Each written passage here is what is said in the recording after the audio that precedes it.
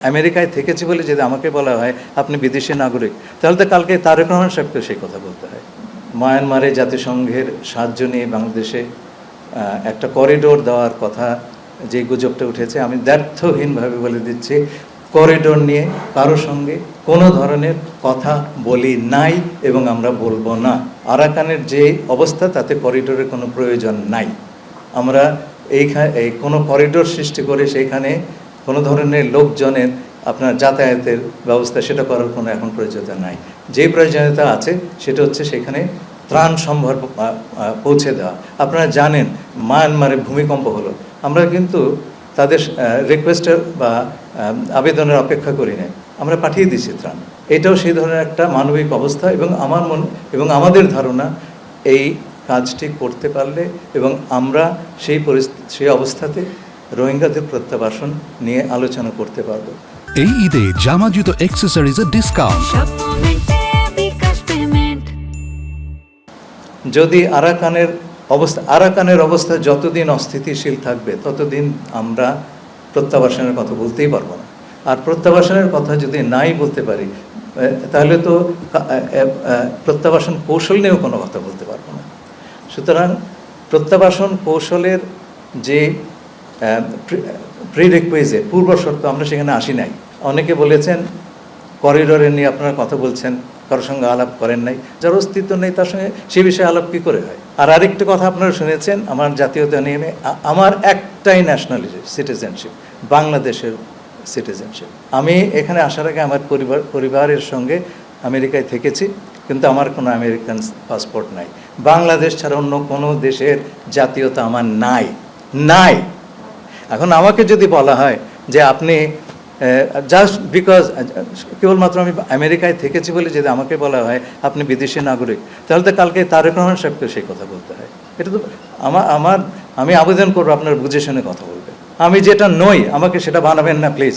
আর পারলে প্রমাণ করেন, আদালতে গিয়ে প্রমাণ হবে। আমার একটা রাইট আছে তো বাংলাদেশি একজন নাগরিক হিসাবে। আপনারা যদি সেই রাইটটা রেসপেক্ট না করেন, আমি আপনাদের বলছি না, যে কথাগুলি উঠেছে সেটা খুব দুঃখজনক হবে। সেই কথাটি তাহলে যে কোনো লোকের উপর প্রযোজ্য হবে। মিজোরাম থেকে ত্রাণ সাহায্য রাখাইনে দিবে, তাই তো? তাই যদি দিতে পারতো তাহলে কালাদান প্রজেক্টের কি দরকার হতো? আমাকে তাই বলেন। এটা তো উল্টো যাচ্ছে। উল্টোটাই যদি সম্ভব হতো তাহলে কালাদানের দরকার ছিল না। জাতিসংঘ কোন দেশের সঙ্গে কার আলাপ হচ্ছে আমাকে বলবে কেন, তাই না? কিন্তু আমরা বুঝতে পারছি যে অন্য কোনো চ্যালেঞ্জ নাই। এখন আমরা দেবো কি দেবো না এটা আমার সার্বভৌম সিদ্ধান্ত। জাতিসংঘ এই ধরনের বিষয় নিরাপত্তা পরিষদের সম্পূর্ণ সম্মতি না নিয়ে এই কাজটা করতে পারে না। বিশেষ করে 5টি ভেটো মেম্বারের সমর্থন ছাড়া জাতিসংঘ এই ধরনের কাজ করতে পারে না। যেমন ধরেন ইরাক কুয়েত যুদ্ধের সময় ইরাক ঢুকে পড়েছিল কুয়েতে, তারা ফেরত যাচ্ছে না। জাতিসংঘর নিরাপত্তা পরিষদে সবগুলো সদস্যের সম্মতি নিয়ে সিদ্ধান্ত হলো একটি জাতীয় সংঘ বাহিনী সেইখানে যুদ্ধে অবতীর্ণ হয়ে ইরাকের সীমান্তের ভেতরে পাঠিয়ে দিবে ইরাকি সৈন্যদের। আমি সেই সিদ্ধান্ত যেদিন হয় আমি সিকিউরিটি কাউন্সিলে নিজে বসেছিলাম, সবাই হাত তুলেছেন, কেবল কিউবা এতে ভোট দেয় নাই। জাতিসংঘ কখনই এই ধরনের কেসে নিরাপত্তা পরিষদের সম্পূর্ণ সমর্থন ছাড়া কিছুই করতে পারবে না। এখন আপনি আমাকে বলেন, যদি মিয়ানমারকে কেটে আরাকান বের করে নিতে হয়, চীন এবং রাশিয়া কি ভোট দিবে? তাদের তো 2টা ভেটো আছে। তো এগুলো করা সম্ভব না যদি জাতিসংঘের নিরাপত্তা পরিষদের সকল সদস্য চ্যাপ্টার 7 নামে একটা চ্যাপ্টার আছে জাতিসংঘ সনদে বল প্রয়োগের সঙ্গে, সেইটা ইনভোক করে যদি না করা যায় জাতিসংঘ কোনো যুদ্ধ বা ইত্যাদি জড়িত হতে পারে না। করিডোর করতে চাইলে লাগবে। আর আপনি যদি মনে করেন যে না মিয়ানমার আরাকান আর্মি তারা বললো যে ঠিক আছে ভাই আমরা বিপদে পড়েছি, আমাদের 2টো সাহায্য দাও, তোমাদের বাংলাদেশ আপনাদের ছাড়ার কোনো রুট নাই, আপনারা কেবল বর্ডারটা পার করে দেবেন, আমরা সবাই অ্যাগ্রিমেন্টে আছি। আপনাদেরকে সবই নয় একটা কথা বলতে চাই, সব কিছুই কিন্তু পাবলিক ডিপ্লোমেসির ব্যাপার নয়। কোনো রাষ্ট্রই সব কিছু ডিসক্লোজ করবে না। আপনারা যদি দেখেন সাহায্য সেখানে যাচ্ছে তাহলে ধরে নেবেন 2 পক্ষের সম্মতি আছে, আপনারা ধরে নেবেন। তাছাড়া আমরাও দিব না, তারাও নেবে না, জাতিসংঘের মধ্যে যাবে না। এটা মনে রাখবেন। জাতিসংঘ হচ্ছে 190টারও বেশি দেশের সংগঠন, তারা এই সমস্ত অ্যাডভেঞ্চারে যায় না, আপনি কোথাও দেখাতে পারবেন না। পুরো কন্ট্রোল জাতিসংঘের, তারা পুরোটার দায়িত্ব নিচ্ছেন, এমনকি ওপারে গিয়ে যে সেফটি সিকিউরিটি এটা তাদের দায়িত্ব। আমাদের কাজটা হচ্ছে এই বর্ডারটা হচ্ছে একটা পোরাস বর্ডার, সেখানে নানা রকম জিনিস হয়, আমরা চেষ্টা করব বর্ডার কন্ট্রোলটা করতে, যাতে করে তারা জিনিসটা ওপারে নিয়ে যেতে পারে নিরাপদে। এবং আমাদের দেখতে হবে এই প্রক্রিয়াতে কোনো মাদক যাওয়া আসা করছে কিনা, অস্ত্রশস্ত্র যাওয়া আসা করছে না, সেই সিকিউরিটির জিনিসগুলো তো আমাদের দেখতেই হবে, তাই না? আমরা তো কাউকে ফ্রি পাস দিতে পারি না। যদি আরাকান আর্মি তার সশস্ত্র কর্মকাণ্ড ওই সময়টুকুতে বন্ধ না করে এবং মিয়ানমার বিমান বাহিনী যদি এয়ার স্ট্রাইক বন্ধ না করে, কোনো এইড আমাদের এখান থেকে যাবে না। এটা পরিষ্কার করে বলে দেওয়া হয়েছে এবং এইটা আমি বারে বারে কিন্তু বলেছি। আর মনে রাখবেন, আমাদের এই আলোচনাগুলো আমরা প্রধানত জাতিসংঘকে মাঝে রেখে করি। আমরা একটা এস্টাবলিশড স্টেট, বিভিন্ন আন্তর্জাতিক চুক্তি ইত্যাদির মাধ্যমে আমরা আমাদের অ্যাকাউন্টেবিলিটির একটা ব্যাপার আছে সারা দুনিয়ার কাছে। একটা নন স্টেট অ্যাক্টরে সেটা নাই, সেই কারণেই আমরা জাতিসংঘকে মাঝে রেখেই এই আলোচনাগুলো করছি। আমরা তাদের বিশ্বাসযোগ্যতা সবসময় পর্যবেক্ষণে রাখবো। যখন আপনি যে কোনো একটা আলাপে যান, আমি কোনো কারো সম্পর্কে ঢালাও মন্তব্য করতে চাই না। যতক্ষণ না পর্যন্ত বিশ্বাস ভঙ্গের কারণ দেখছি, ততক্ষণ পর্যন্ত আমরা কাউকে বিশ্বাস ভঙ্গকারী বলবো না। এইভাবে নেগোসিয়েশন হয় না। দ্বিতীয়টা আমি বলছি, একেবারেই গুজব, সেনাবাহিনীর সঙ্গে আমাদের কোনো পার্থক্য নেই। সেনাপ্রধানের সঙ্গে ইনি আমার বিস্তারিত আলোচনা হয়েছে। এই সম্পর্কে আমরা একেবারে এক সমতলে। এখানে কোনো ফাঁকফোকর নাই। আপনি তাকে কিছু কথা বলেছেন, সেই কথাগুলি সে মানছে কিনা। আমরা তো বলছি আমরা রোহিঙ্গাদের রিপ্রেজেন্টেশন দেখতে চাচ্ছি। এথনিক ক্লিনজিং কিংবা অ্যাপার্থাইড শাসন, এগুলো আমরা মানি টানি না। অ্যাপার্থাইড গত শতাব্দীতে আমরা সভ্যতার পেছনে ফেলে এসেছি। আমরা দেখবো আগামীতে তারা এটা করছেন কিনা, তাদের একটু সময় দিয়ে দেখছি। আপনি তো সময় দেবেন তাকে, কিন্তু সেটা যদি না করে, তখন আমরা এটা একটা বিশ্বাসভঙ্গ বা আমরা ধরে নেব এই প্রতিশ্রুতি আসলে ফাঁকা। আমি আশা করেছিলাম আপনারা এটা খুঁজে বের করবেন। করিডোরের প্রচারণা কিন্তু বাংলাদেশ থেকে ওঠে নাই, এইটা উঠেছে প্রতিবেশী দেশের একটি নিউজ পোর্টাল থেকে। আপনারা খোঁজ করে দেখবেন, আপনারা জানেন তারা এটাও বলছে যে আমরা আমেরিকার সপক্ষে একটা প্রক্সি যুদ্ধ করবো সেখানটাতে জাতিসংঘকে নিয়ে। আরে ভাই, জাতিসংঘ কি যুদ্ধ করতে পারে নাকি নিরাপত্তা পরিষদের বাকি সমস্ত সদস্যদেরকে বাদ দিয়ে? এটা তো একটা সাধারণ প্রশ্ন। আপনি জাতিসংঘ, আমেরিকা সবাইকে টেনে আনলেন, আমরা একটা প্রক্সি যুদ্ধে যাচ্ছি। এই প্রচারণাটা কোত্থেকে এসছে আপনারা হিসাব করে দেখেন।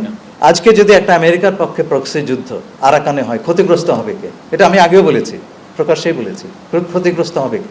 তার কিছু বলছে? আমি ইউনিভার্সিটি অফ প্রফেশনালসের একবার সরাসরি বলেছি, টেপও আছে সেটা। তো ওখানে চায়নার সবচেয়ে বড় আপনার একটা অ্যাক্সেস টু ইন্ডিয়ান ওশেন, তার তো এমনিতে অ্যাক্সেস নাই, আরাকানের ভেতর দিয়ে অ্যাক্সেস গেছে। ক্ষতি হবে তো তার আমেরিকা সেখানে গেলে, সে কিছু বলছে? ক্ষতি হবে বার্মার, তার একটা অংশ কেটে নেওয়া হচ্ছে, সে কিছু বলছে? তো মায়ের চাইতে তো মাসির দরদ বেশি। আপনারা বোঝেন না কি কোত্থেকে এসছে? প্লিজ অপপ্রচারের কোনো প্রচার করবেন না। যারা করেছেন, এখন বন্ধ দেন রে ভাই। দেশের স্বার্থ বলে একটা কিছু আছে। আমি এগুলো বলতে চাইনি। আমি ভেবেছি যারা বুদ্ধিমান ব্যক্তি আছে তারা এটা নিয়ে দাঁড়িয়ে যাবেন। আমাকে সব কথা কেন বলতে হবে রে ভাই? সরকার সব কথা বলবে কেন? আমাদের তো এই কথাটা বলাটাও তো আমার জন্য সমীচীন নয়, কিন্তু আমাকে বলালেন। আপনি কি সত্যি সত্যি মনে করেন যে আমরা দায়িত্ব নেওয়ার আগে there was any serious effort on the part of the government of Bangladesh to resolve this issue? বাংলাদেশের তরফ থেকে এমন কোনো বিশ্বাসযোগ্য উদ্যোগ নেওয়া হয়েছিল কিনা 7 বছরে রোহিঙ্গাদের প্রত্যাবাসনে? ইস্যুটা তো মরেই গেছিল ভাই, ইস্যুটা মরে গেছিল, সেটাকে টেনে তুলতে হয়েছে। কতটুকু শ্রম ব্যয় করতে হয় বোঝার চেষ্টা করেন।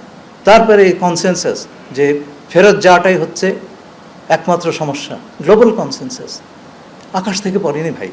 এই যে 1,80,000 গত 7 বছর আনতে পেরেছে নাম্বারটা। সুতরাং বিশ্বাস অবিশ্বাসের কথা ওইভাবে বলবেন না। আমাদের তরফ থেকেই তো উদ্যোগ ছিল না কেন সেটা আমি আর বিস্তারিত বলবো না, আপনারা ভেবে নেবেন। সব প্রশ্নের উত্তর আমার কাছে নাই। ফেব্রুয়ারিতে আমার সঙ্গে বৈঠক হয়েছে মিয়ানমারের, তারা বলেছে 1,80,000 তারা এটা পাবলিক করবে। আমার সঙ্গে করলো 2 মাস পরে করলো, তো সেটা কথাটা তো রাখলো। তারপরে আমি অবিশ্বাস করে বসবো? বিশ্বাসযোগ্যতাটা প্রমাণ করতে হয় কাজের মাধ্যমে, এর জন্য সময় লাগে। চট করে আপনি বলতে পারেন না যে আমি বিশ্বাস করি না। এইভাবে ডিপ্লোমেসি হয় না রে ভাই। It's a very these things will have to be very carefully handled. রোহিঙ্গাদের সংখ্যা কত এইটা রেজিস্ট্রেশন এবং এটার বায়োমেট্রিক্স ডেটা ভেরিফিকেশন এটা করে ইউএনএইচসিআর, তারা সেটা করে থাকেন।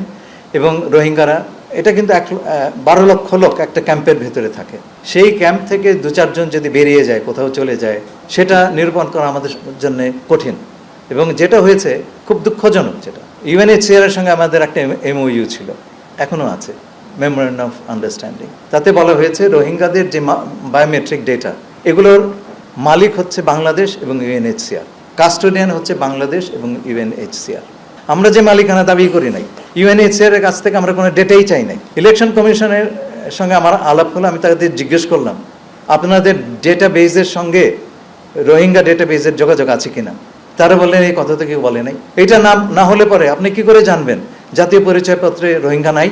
আপনি কি করে বলবেন পাসপোর্ট নিয়ে যায়নি বা ভোটার লিস্টে নাম ওঠে নাই? এই কাজই তো করে নাই ভাই। এখন সেই কাজটা আমরা শুরু করেছি। এখন এই বায়োমেট্রিক ডেটা যেটা আমরা সেটার মালিক, and we are sovereign, you are not. Data দিতে হবে, ডেটা দিয়ে এখন তারা দেবে, সেই ডাটাটা আমরা উপযুক্তভাবে, ভাই দেশের ভেতরে যে কী অবস্থা বলে বোঝাতে পারবো না। This is one of the problems, right? কেউ এটা নিয়ে কথা বলে না। আমি আপনাকে ধন্যবাদ দিচ্ছি, আপনি বললেন, এইটাও আমাদের নিরসন করতে হচ্ছে। এটা যদি ইন্টারঅপারেবল হয়, আমরা সঙ্গে সঙ্গে বুঝতে পারবো যে আমাদের জাতীয় মানে রোহিঙ্গা বেজের কোনো কিছু আমাদের জাতীয় ডেটা বেজে ঢুকে গেছে কিনা, আমরা বের করে ফেলবো তখন। It's very simple.